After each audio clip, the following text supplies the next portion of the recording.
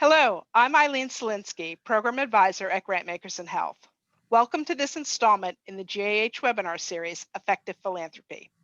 The series seeks to build the human capital of foundation staff, senior management, and governing boards, and highlight strategies and tools to promote organizational excellence in philanthropic policies and practices. This recorded webinar, Self-Assessment for Health Foundation Boards, features Ann Wallestad, President and CEO of BoardSource, and Andy Davis, Associate Vice President of Member Education and Outreach at BoardSource.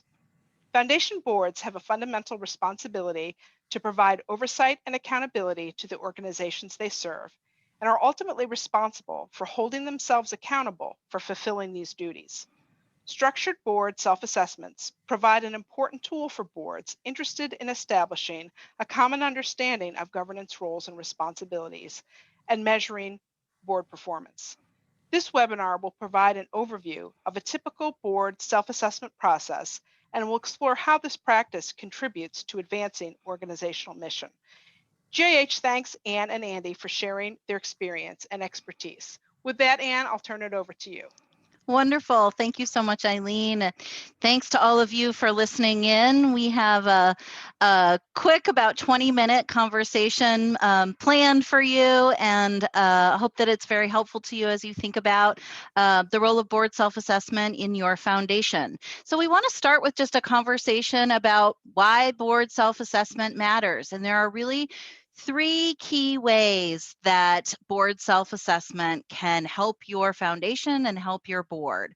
First, it creates the space to celebrate board strengths and core capacities. So really identifying what are we doing well and how do we build around or build on top of those things that are really strengths of ours as a board and as a foundation.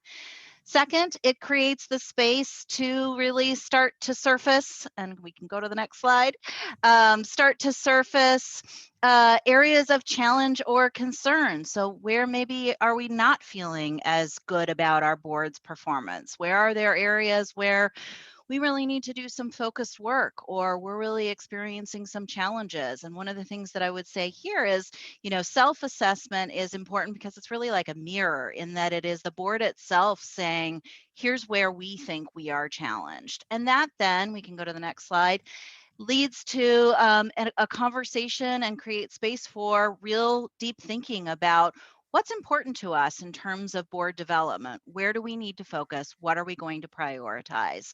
And all of those things together are really linked to stronger board performance. But don't just take our word for that. Andy's going to share some research on that point. That's right. So thank you very much, Ann. Here at BoardSource, we've always had a really keen interest in how nonprofits are getting their work done. And we try to observe and see what is happening in nonprofit boardrooms and kind of extract some of those leading practices. Our ongoing research project that we call Leading with Intent confirms some of those things that Ann shared about the assessment process a minute ago. That there's a connection between boards that have completed a board self-assessment and the impact that it has on board performance. Leading with Intent finds that executive with boards that regularly assess themselves, and as you can see here on the screen, in the past 2 years, those organizations rate their boards higher across all areas of board performance, including setting strategic direction, monitoring impact, evaluating the chief executive, and in financial oversight, and that really just gets us started. But not only that, those boards that assess themselves less frequently, meaning less often than every 2 years, rated themselves higher as well than those who had never assessed their own performance. So if you're watching this and you're kind of on the fence about thinking, do we need a self-assessment or not? I think, just looking at the data we have on the screen provides really strong evidence that starting a board assessment process now can have a really large impact. And that's not only on the board's performance today, but it also leaves a lasting legacy for the board to continue to focus on kind of leading board practices into the future. And so, as we show here, it's not just, doing it now, but we really recommend every 2 years is great. So I'm going to turn it back over to Ann now to talk about some of the notes from the field and some of the stories we've heard about how board self-assessment can really make a difference within organizations. Thanks, Andy. And we at BoardSource really try to be data driven with all of our recommendations. So it's important for us to start with the research, but we also wanted to just give you a sense, of sort of what we hear about the impact of board self-assessment in terms of stories. So I want to share two just quick snippets that we've heard back from organizations about how board self-assessment has made a difference in their organization.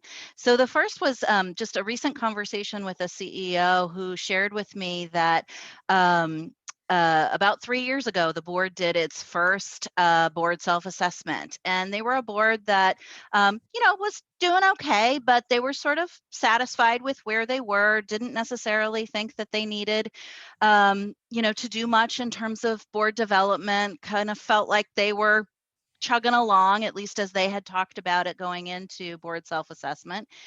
And then when they did the board self-assessment, there were some things that came back that really illuminated, not that they were in trouble, but that they had some real opportunities for growth and change.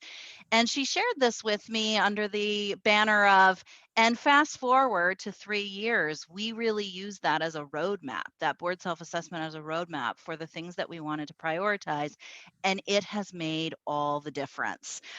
So that's a great example of how a board self-assessment can be used, really as a general checkup that then can lead to really thoughtful reflection about what would make things even better. So not coming from a place of a problem necessarily, but an opportunity. The second example is from another organization that we worked with that really across the board was feeling great about the board, and the board self-assessment showed pretty much across the board that the board was really doing quite well across all areas of board performance. But there was one area that was not on the board's mind that they identified was a real vulnerability. There's a question, this is within BoardSource's own self-assessment tool, which is one of the ways that you can think about assessing board performance. There's a question about the extent to which the board feels confident that if there were something sudden to happen in terms of the CEO's role or health, that they would be in a good position to onboard a new CEO and really familiarize them with the relative strengths and challenges of the institution. And this board shared with us that, while they were doing and feeling really great across all areas, they really identified a vulnerability because the board just didn't feel like they understood the institution well enough to be able to do that if they needed to. And so that actually launched proactive intentional work within this board about what they needed to do to better understand the operational realities of the organization.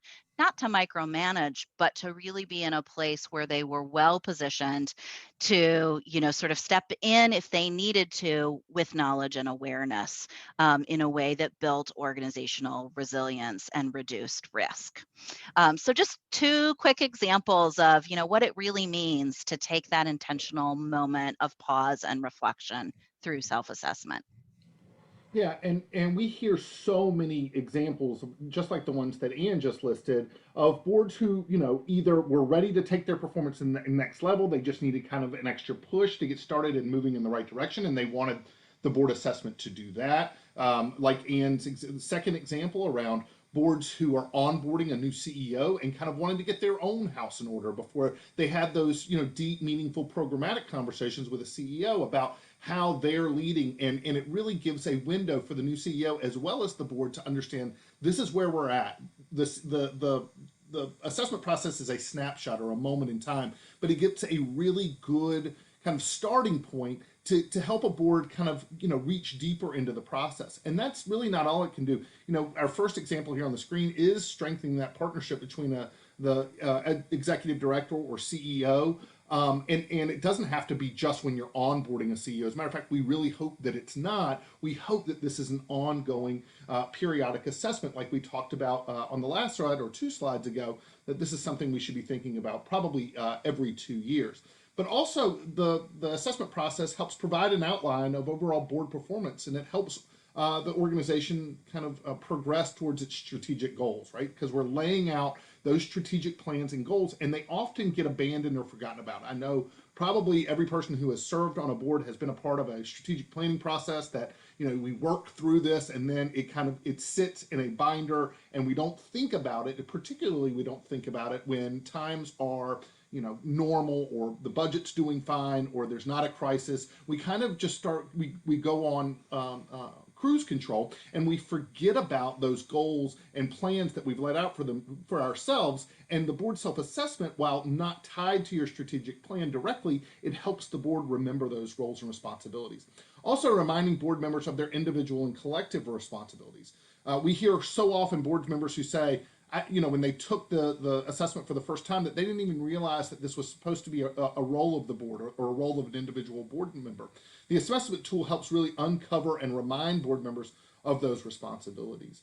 Also, it helps identify any disparities among board members in terms of their role and responsibility.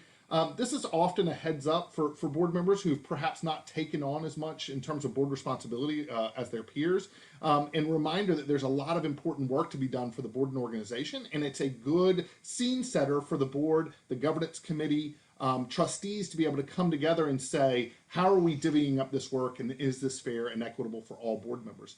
And that speaks to team building, and gives those boards a chance to celebrate great performance and take time to appreciate the accomplishments that their board has made and the accomplishments that their colleagues have put forward in getting us there. And next, it really helps in all of those, when you collapse those last two, thinking about the board's accountability to each other, and it provides those opportunities for the board to step back and set goals for the future of performance. And so all of this is built into a conversation around when should we assess. And so Anne's going to talk a little bit about when we should assess our board, and potential reasons that we might want to wait.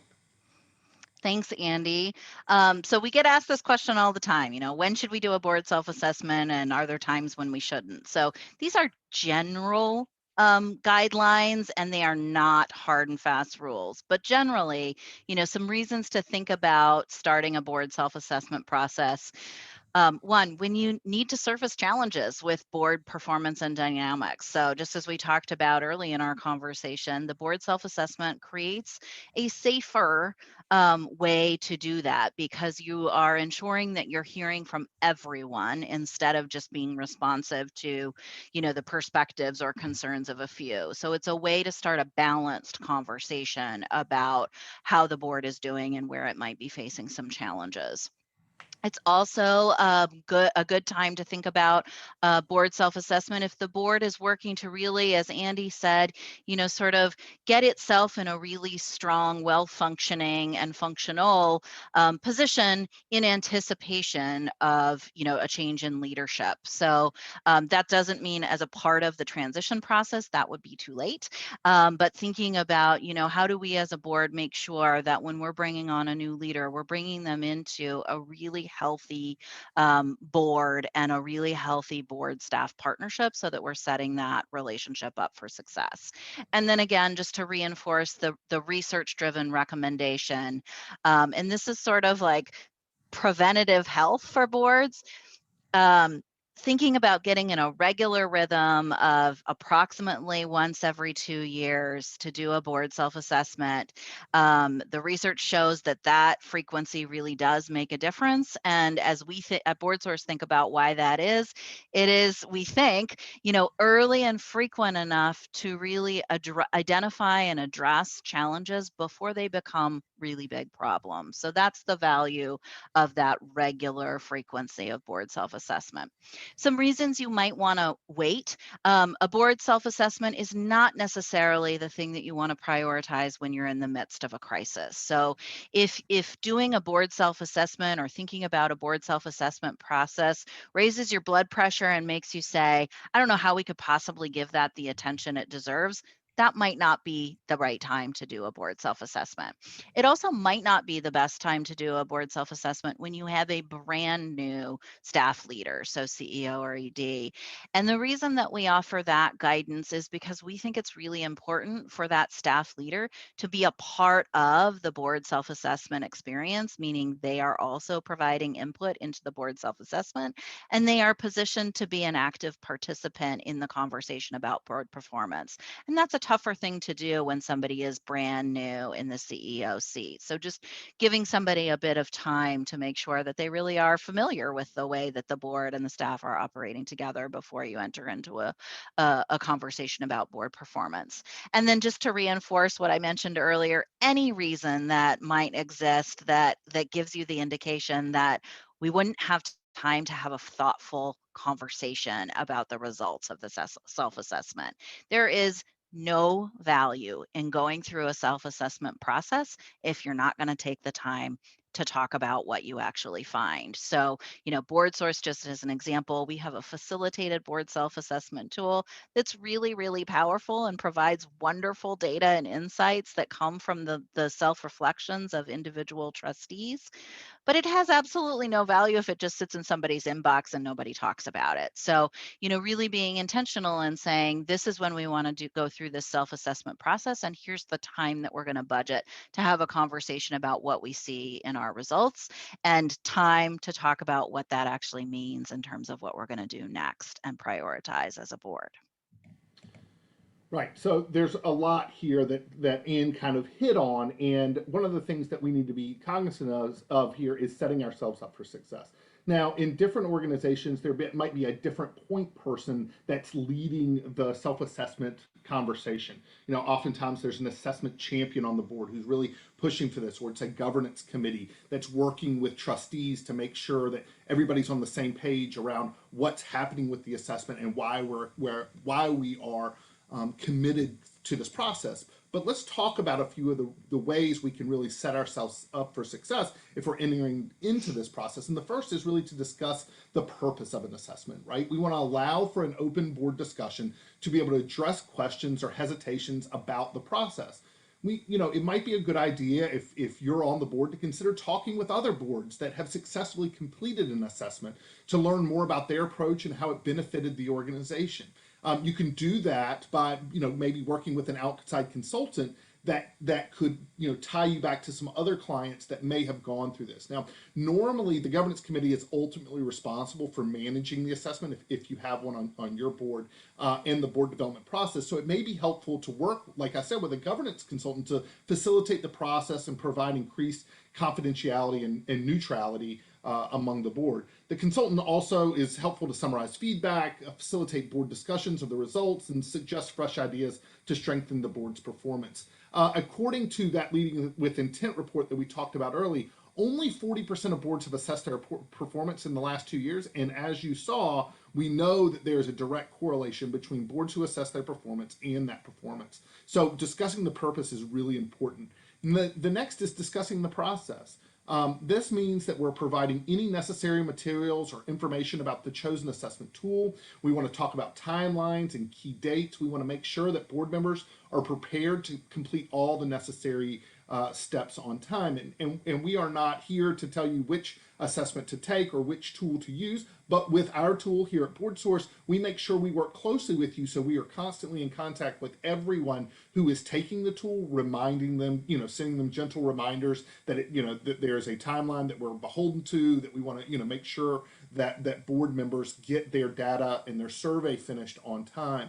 And then finally, we really want to be cognizant of preconceived attitudes toward the assessment. So let's discuss any questions and concerns that board members or trustees might have before we start the process. Some trustees might think of the performance assessment as a threatening exercise. They might be resistant to change or wary of having their own performance scrutinized. That's a worry that we hear more often than you would think.